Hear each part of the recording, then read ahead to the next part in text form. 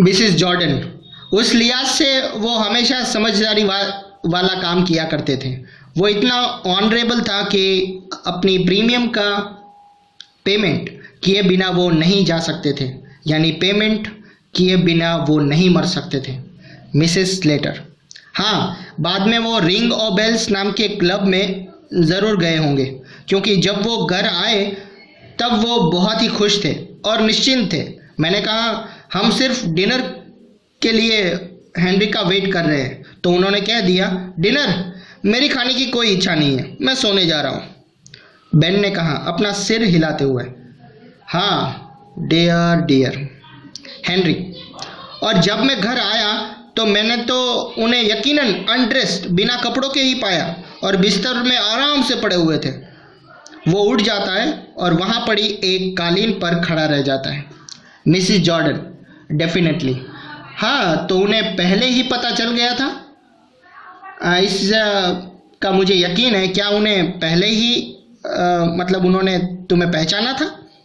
Henry ने, हाँ, उन्होंने मुझसे बात भी की थी।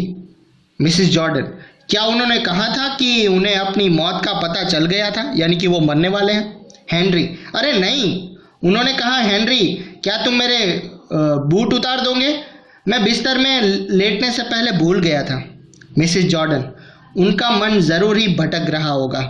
हेनरी ने कहा, नहीं, बूट उन्होंने पूरी तरह से पहने हुए थे, सचमुच। मिसिस स्लेटर, और जब हम डिनर फिनिश कर चुके थे तो मैंने सोचा कि मैं थोड़ी सी कोई चीज़ ट्रे में डालकर ऊपर ले जाऊं, और वहाँ पूरी दुनिया से बेध्यान पड़े हुए थे, मानो वो सो रहे थे। इसलिए मैंने ट्रे अलमारी के ऊपर रख दी। ये बहुत इम्पोर्टेंट पैराग्राफ है, आप ज़रूर देखिए। इसलिए मैंने ट्रे अलमारी के ऊपर रख दी, अलमारी के ऊपर। लेकिन वो अलमारी अब वहाँ नहीं है। अपने आप को ठीक करते हुए वो मतलब रिवर्स कर रही है, अपने आप को ठीक कर रही है। ड्रॉवर वाले बॉक्स के ऊपर रख दी थी और उन्हें जगाने के लिए मैं गई। फिर थोड़ा रुकते हुए बोलती है, वो बिल्कुल ठंडे पड़ गए थे।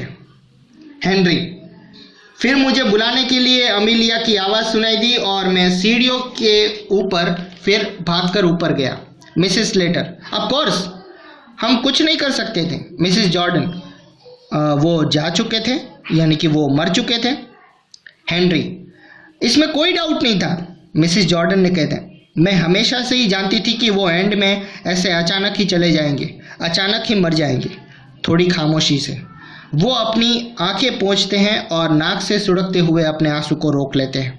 मिसेस स्लेटर, एंड में तेजी से उठते हुए एक व्यावहारिक आवाज़ में, तो क्या तुम लोग अब ऊपर जाकर उन्हें देखोगे या हम चाय पानी पिए? मिसेस जॉर्डन, बेन, तुम क्या कहते हो? बेन, मेरा कोई विशेष विचार नहीं है। मिसेस जॉर्डन, टेबल को जांचते हुए, तो फिर अगर कितली तैयार हो तो फिर हम पहले चाय पी लेते हैं। मिसेस स्लेटर केतली को आग के ऊपर रख देती है और चाय तैयार कर लेती है। हेनरी बोलता है, एक बात का फैसला भी अब हम कर ही लेते हैं, न्यूज़पेपर में अनाउंसमेंट करने का। मिसेस जॉर्डन, मैं उसी के बारे में सोच रही थी, तुम क्या लिखाओगे? Mrs Slater, at the residence of his daughter 235 upper house, upper corn bank street etcetera. Henry ने कहा, क्या तुम पोएट्री की 2-4 लाइन्स नहीं चाहोगी? मिसेस जॉर्डन, नेवर फॉरगॉटन, कभी भुला नहीं पाएंगे, ऐसा अच्छा लगता है, ऐसा लिखवाते हैं। हेनरी ने कहा, हाँ, लेकिन ऐसा लिखना शायद थोड़ा जल्दी होगा। बेन कहता है, तुम उसे परसों तक शायद पूरी तरह से भुला नहीं सकोगे। मिसेस स्लेटर, मुझे हमेशा से ही a loving husband, a kind father and a faithful friend ऐसा कहना अच्छा लगता है। बेन थोड़ा डाउटफुली, क्या तुम समझती हो ऐसा लिखना ठीक होगा? हेनरी कहता है, मैं नहीं समझता कि इससे कोई फ़र्क पड़ता है, ठीक या नहीं? मिसेस जॉर्डन, नहीं, ये तो थोड़ा बात को जांचने के लिए है। हेनरी कहता है, कई इवनिंग के न्यूज़पेपर में मुझे एक पोएट्री नज़र आई थी। ये पूरी तरह से प्रॉपर पोएट्री थी। इसमें एक ताल थी। वो न्यूज़पेपर लाता है और पढ़ने लगता है, कुछ तुम्हें करते हैं नफ़रत या हो बुला दिए, लेकिन जिस जगह हो तुम पढ़े पावन है हमारे लिए। जॉर्डन कहता है ऐसा बिल्कुल ठीक नहीं रहेगा, हम ऐसा नहीं कह सके कि वो पावन हो गए हैं हमारे लिए। हेनरी कहता है पर ऐसा पेपर में है, पेपर में लिखा हुआ है, मैं नहीं बोल रहा हूँ। मिसेस स्लेटर ऐसा हम नहीं कहते हैं अगर हम ठीक तरह से बोल रहे हो, लेकिन कविता में अलग बात होती है, वो ऐसा लिख सकते हैं। हेनरी कहता है पोएटिक लाइसेंस आप जानते ही हैं, ये इसमें लिख सकते हैं। मिसेस जॉर्डन नहीं, ऐसा बिल्कुल नहीं चलेगा, हम ऐसी कविता चाहते हैं जो ये कहती हो कि हम उन्हें कितना प्यार करते थे और उसके सभी अच्छे गुणों का संकेत करे और ये कहे कि हमें कितना बड़ा लॉस हुआ है, कि हमने क्या खोया है। मिसेस स्लेटर कहती है तुम्हें एक पूरी कविता चाहिए, इसके लिए बहुत पैसे लग जाएंगे। मिसेस जॉर्डन ठीक है, हम चाय के बाद इसके बारे में सोच लेंगे और फिर हम उसकी छोटी मोटी चीज़ों की जांच कर लेंगे और उनकी एक लिस्ट तैयार कर लेंगे।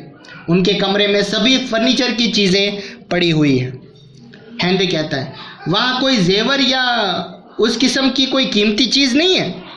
मिसेस जॉर्डन कहती है उनकी सोने की घड़ी के अलावा उन्होंने हमारे जिम्मी को देने का वादा किया था। मिसेस स्लेटर तुम्हारे जिम्मी को देने का वादा किया था? मैंने तो ऐसा कभी नहीं सुना था। मिसेस स्लेटर तुम्हारे जिम्मी को अगर देने का वादा किया था, लेकिन मैंने तो ऐसा कभी नहीं सुना था। मिसेस जॉर्डन कहती है ओह लेकिन अमीलिया उन्होंने किया था, जब वो हमारे साथ रह रहे थे तो वो जिम्मी से बहुत प्यार करते थे। मिसेस स्लेटर कहती है ठीक है, मुझे तो पता नहीं है। बेन कहता है तो भी वहाँ उनकी इंश्योरेंस मनी है, क्या तुम्हारे पास वो प्रीमियम वाली रिसिप्ट है जिसका पेमेंट उन्होंने आज सुबह किया था? मिसेस स्लेटर मैंने उसे देखा ही नहीं है। विक्टोरिया सोफे से उछल पड़ती है और टेबल के पीछे आ जाती है। विक्टोरिया बोलती है माँ मैं नहीं समझती कि दादाजी आज सुबह अपने इंश्योरेंस का पेमेंट करने गए थे, मतलब मेरे ख्याल से वो नहीं गए थे। मिसेस स्लेटर वो बाहर तो गए थे, विक्टोरिया ने कहा। हाँ लेकिन वो टाउन में ही गए थे। वो टाउन में नहीं गए थे, वो बूढ़े मिस्टर टैटरसेल से वो गली में मिले थे और सेंट फियाल वाले चर्च के पास से निकल गए थे। मिसेस स्लेटर रिंगो बेल्स नाम के क्लब को मुझे पक्का विश्वास है वो वही गए होंगे। Ben Ringo bells? Mrs Slater कहती है वो एक पब्लिक हाउस है जो एक जॉन शॉरोक की विधवा चलाती है। वो हमेशा वही मंडराते रहते हैं और अगर उन्होंने पैसे यानी कि पेड नहीं किए हैं तो। बेन कहता है क्या तुम्हें लगता है उन्होंने पेड नहीं किए होंगे? क्या ये ओवर ड्यू थे? मिसेस स्लेटर कहती है मेरे ख्याल से हाँ वो ओवर ड्यू थे, यानी कि वो नहीं भरे होंगे। मिसेस जॉर्डन मुझे अंदर से लगता है उन्होंने उसका पेमेंट नहीं किया है, मेरी आंखें फड़क रही है, मुझे पता है उसने इसका पेमेंट बिल्कुल नहीं किया है। बेन कहता है शराबी बुड्ढा भिखारी। मिसेस जॉर्डन कहती है उन्होंने ऐसा जानबूझकर किया है, सिर्फ हमें चिढ़ाने के लिए। मिसेस स्लेटर कहती है जबकि मैंने उनके लिए सब कुछ किया है, घर में पूरे 3 साल उनके साथ काटने पड़े हैं, ये तो ठगने से कोई कम बात नहीं हुई, ये तो उन्होंने हमें लूट लिया। मिसेस जॉर्डन कहती है मुझे उनके साथ 5 साल काटने पड़े थे बेन। मिसेस स्लेटर कहती है और तुम पूरा टाइम उन्हें हमारे पल्ले डालने की कोशिश कर रही थी। हेनरी लेकिन हमें इस बात का बिल्कुल पता नहीं है कि उन्होंने प्रीमियम पेड नहीं किया है, अब बातें बंद करो। मिसेस जॉर्डन मुझे पता है, मुझे इसका अचानक एहसास हो गया था कि उन्होंने पेड नहीं किया है। मिसेस स्लेटर विक्टोरिया भागकर ऊपर जाओ और चाबियों का वो गुच्छा लेकर आओ जो तुम्हारे दादाजी के ड्रेसिंग टेबल पर पड़ा हुआ है। विक्टोरिया दादाजी के कमरे में? मिसेस स्लेटर कहती है हाँ। विक्टोरिया मैं नहीं जाना चाहती वहाँ। मिसेस स्लेटर पागलों जैसी बातें मत करो, वहाँ कोई नहीं है जो तुम्हें नुकसान करेगा।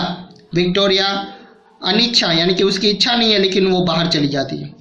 हम देखते हैं कि कहीं उन्होंने रिसिप्ट अलमारी में रखकर ताला तो नहीं लगा दिया हो। बेन कहता है कहाँ? इसमें। वो उठता है और उसकी जांच करता है। मिसेस जॉर्डन कहती है वो भी उठ जाती है तुम्हें ये कहाँ से मिल गई अमीलिया? ये एक नई चीज़ है। जब पिछली बार मैं यहाँ आई थी तब ये यहाँ नहीं थी। वो उसे गौर से देखती है। वो उस अलमारी की बात कर रही है। मिसेस स्लेटर, ओह, हेनरी उसे एक दिन ले आया है इसे। वो झूठ बोलती है। मिसेस जॉर्डन, मुझे ये अच्छी लगी, ये एक आर्टिस्टिक है। क्या तुमने इसे किसी ऑक्शन में खरीदा था? हेनरी कहता है, ओह अमेलिया, मैंने इसे कहाँ से खरीदा था मुझे याद नहीं है। मिसेस स्लेटर, हाँ, एक ऑक्शन में ही खरीदा था। बेन कहता है, ओह, पुरानी इस्तेमाल की हुई, मतलब सेकंड हैंड। मिसेस जॉर्डन कहते हैं, बेन, अपनी इग्नोरेंस जाहिर मत करो। सभी आर्टिस्टिक चीज़ें पुरानी इस्तेमाल की हुई होती है। इन पुराने मास्टर्स यानी कि चित्रकार को देखो।